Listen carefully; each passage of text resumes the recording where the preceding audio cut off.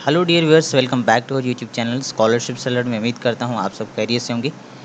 Dear candidates, government of Sindh की जानब से बहुत सारी जॉब्स अनाउंस हुई हैं, तो इस वीडियो में हम बेसिकली बात करेंगे environment, climate change and coastal development department की जानिब से जो है वो जॉब्स अनाउंस हुई हैं। उसके हवाले से मैं आपको पूरा गाइड करूँगा कि बेसिकली आपने इसमें कैसे अप्लाई करना है, कहाँ से फॉर्म को डाउनलोड करना है, कौन से डॉक्यूमेंट्स हमें जो है वो अटैच करके इसके साथ भेजने हैं और एड्रेस कौन सी है। तो इसमें आपको मैं डिटेल से बताऊंगा। बाय द वे, चैनल को यार सब्सक्राइब कर दें, क्योंकि अभी जिन्होंने ग्रेजुएशन कैटेगरी का टेस्ट पास किया था उनके लिए बहुत सारी जो है ना जो जॉब्स अनाउंस हुई हैं, तो वन बाय वन मैं सबकी वीडियो बनाऊंगा। तो इस वीडियो में बेसिकली हम environment, climate change and coastal development department के हवाले से बात करेंगे। अब यहाँ पर देखें, यहाँ पर जनरल इंस्ट्रक्शंस इसके क्या है कि आपने अगर सखर आईबी की जानिब से जो ग्रेजुएशन कैटेगरी का टेस्ट हुआ था वो अगर आपने पास किया है तो आप इसके लिए अप्लाई कर सकते हैं, ठीक है। और यहाँ पर कह रहे हैं कि विद इन 15 डेज़ के अंदर, ये जो एडवर्टाइजमेंट जब ये इशू हुआ था इसके 15 डेज़ के अंदर ही आपने जो है वो अप्लाई कर लेना है। अब यहाँ पर देखें, डिफरेंट पोस्ट हैं और डिफरेंट उनकी रिक्वायरमेंट्स हैं, तो मैं आपको वन बाय वन बताता हूँ। यहाँ पर पहली पोस्ट है वो है एनवायरमेंटल इंस्पेक्टर BPS 14 ग्रेड की। नंबर ऑफ़ पोस्ट अगर हम बात करें तो 78 है।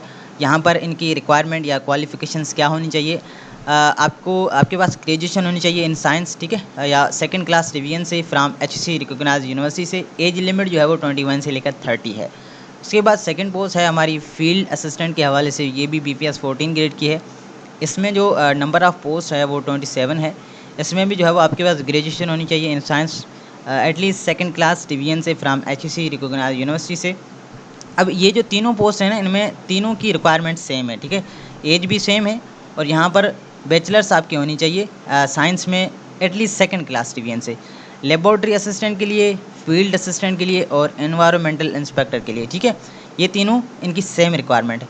बाकी जो चौथी पोस्ट है ना, जूनियर स्टेनोग्राफर की BPS 14 ग्रेड की, इसमें जो नंबर ऑफ़ पोस्ट है वो 9 है। इनके लिए 3 रिक्वायरमेंट है। एक तो आपकी ग्रेजुएशन होनी चाहिए, ठीक है, HEC रिकॉग्नाइज यूनिवर्सिटी से। दूसरी, आपके पास सर्टिफिकेट होना चाहिए शॉर्ट हैंड का। आपकी जो स्पीड है वो 120 वर्ड पर मिनट होनी चाहिए। टाइपिंग आपकी स्पीड जो है वो 35 वर्ड पर मिनट होनी चाहिए, ठीक है। ये आपका कोर्स किसी भी Sindh board of technical education या स्टेटा से होना चाहिए। उसके बाद थर्ड जो रिक्वायरमेंट है वो है कि आपके पास MS ऑफिस का भी जो है वो सर्टिफिकेट होना चाहिए। 5वें नंबर पे जो पोस्ट है वो अकाउंटेंट असिस्टेंट की है, ठीक है, ये भी BPS 14 की है। इसमें जो नंबर ऑफ़ पोस्ट हैं वो 33 हैं। इसके लिए रिक्वायरमेंट क्या है कि आपके पास BCom होना चाहिए, 14 ईयर्स ऑफ एजुकेशन और एटलीस्ट सेकंड क्लास डिवीजन होनी चाहिए, ठीक है, फ्रॉम HEC रिकॉग्नाइज यूनिवर्सिटी से।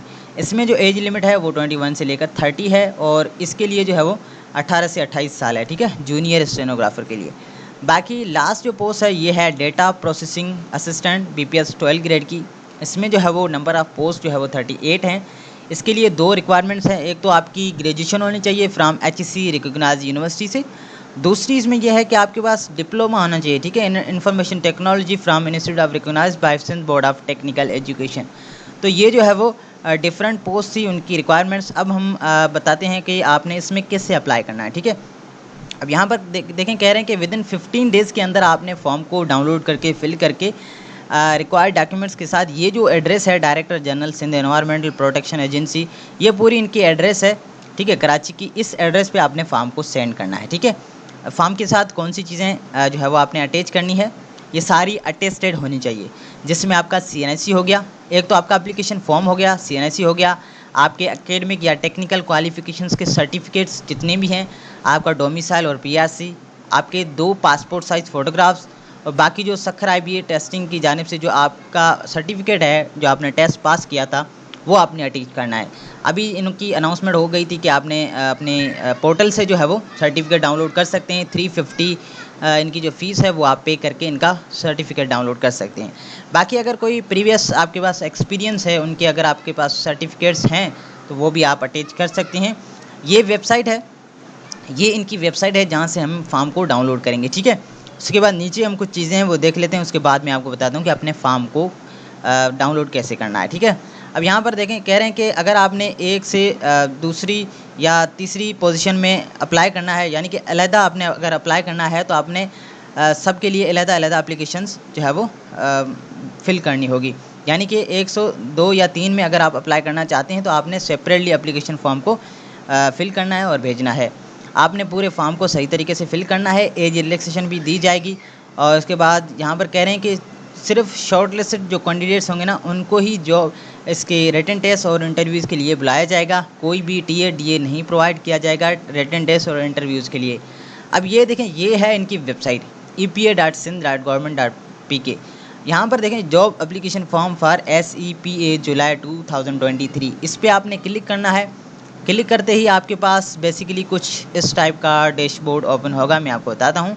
यहाँ पर देखें ये एप्लीकेशन फॉर्म है, ये एडवर्टाइजमेंट सिंधी में है और ये एडवर्टाइजमेंट इंग्लिश में है। तो मैंने ये फॉर्म डाउनलोड किया है, ठीक है। अब यहाँ पर देखें, यहाँ पर लिखना है कि किस पोस्ट के लिए अप्लाई करना चाहते हैं। यहाँ पर देखें, ये जैसे फॉर एग्जांपल हम लेबॉर्ट्री असिस्टेंट के लिए अप्लाई करना चाहते हैं तो हम यहाँ पर लिखेंगे लेबॉर्ट्री असिस्टेंट। उसके बाद टेस्ट कैटेगरी ये ग्रेजुएशन की है। आपने सीट नंबर लिखना है, जो आपका टेस्ट हुआ था उसमें जो आपका सीट नंबर था वो आपने लिखना है। कितनी मार्क्स आपने ऑब्टेन की थी वो यहाँ पर लिखनी है। यहाँ पर आपने अपनी पिक्चर को पेस्ट करना है। अपना जो है वो नाम लिखना है, अपने फादर का नाम लिखना है, डेट ऑफ बर्थ, आपका डोमिसाइल कौन सा है, अर्बन या रूरल, CNSE यहाँ पर लिखना है, मोबाइल नंबर, फ़ोन नंबर, ठीक है। रिलीजन आपने लिखना है, यहाँ पर जेंडर, और यहाँ पर आपने बताना है कि अगर आप डिसेबल हैं तो येस करेंगे, अदरवाइज़ नो करेंगे। आपने अपना स्टेटस बताना है कि आप सिंगल हैं या मैरिड हैं। जॉब स्टेटस में आपने बताना है कि आपकी अभी करंटली कौन सी जॉब है, आप गवर्नमेंट है या सेमी गवर्नमेंट में है या प्राइवेट में या अनएम्प्लॉयड है। तो जो भी आपकी अभी जो है वो करंट आपकी जो है स्टेटस है वो आपने यहाँ से चूज़ करना है। ईमेल आपने यहाँ पर लिखनी है, पोस्टल एड्रेस लिखनी है और यहाँ पर परमानेंट एड्रेस लिखनी है। ये आपका क्वालिफ़िकेशंस का सेक्शन है जिसमें आपने 1 बाय 1 अपनी जितनी भी एजुकेशन है वो आपने देनी है, ठीक है। डिग्री या सर्टिफिकेट का नाम, कौन से ईयर में आपने पास किया, यूनिवर्सिटी या बोर्ड का नाम, कौन से ग्रेड या CGPA या जो है वो डिवीजन से आपने पास किया। उसके बाद आपने यहाँ पर नीचे एक्सपीरियंस अगर आपका कोई है, किसी ऑर्गेनाइजेशन में आपने काम किया है तो वो आप यहाँ पर उन ऑर्गेनाइजेशन का नाम लिखेंगे। जॉब टाइटल आपका क्या था, कहाँ से कहाँ तक आपने जॉब की, एम्प्लॉयमेंट स्टेटस आपका क्या है, अगर आप करंटली कर रहे हैं तो यहाँ पर बताएंगे, और आप अभी नहीं कर रहे हैं तो वो भी आप बताएंगे, ठीक है। और यहाँ पर 1 बाय 1 आपने सारी जो जितनी भी आपका एक्सपीरियंस है वो आप यहाँ पर लिखेंगे। उसके बाद यहाँ पर प्रोफेशनल कोर्स या अगर कोई सर्टिफिकेशन है तो वो आप यहाँ पर लिखेंगे। उसके बाद यहाँ पर आपने सिंपली डेट लिखनी है जिस डेट पे आप ये फॉर्म सेंड कर रहे हैं। उसके बाद यहाँ पर आपने अपनी सिग्नेचर करके इस फॉर्म को बेसिकली आपने इस एड्रेस पे भेज देना है। ये एड्रेस है, ठीक है। अगेन मैं आपको बता दूँ, ये एड्रेस है और ये डॉक्यूमेंट्स हैं आपने इसके साथ अटैच करने हैं। तो ये कुछ तरीक़ेकार था environment, climate change and coastal development department में अप्लाई करने का तरीक़ेकार। अगर कोई क्वेश्चन है तो आप नीचे मुझे कमेंट्स में पूछ सकते हैं। मिलते हैं अगली नेक्स्ट वीडियो में, तब तक के लिए अपना बहुत सारा ख्याल रखिएगा, मुझे दुआ में याद रखिएगा।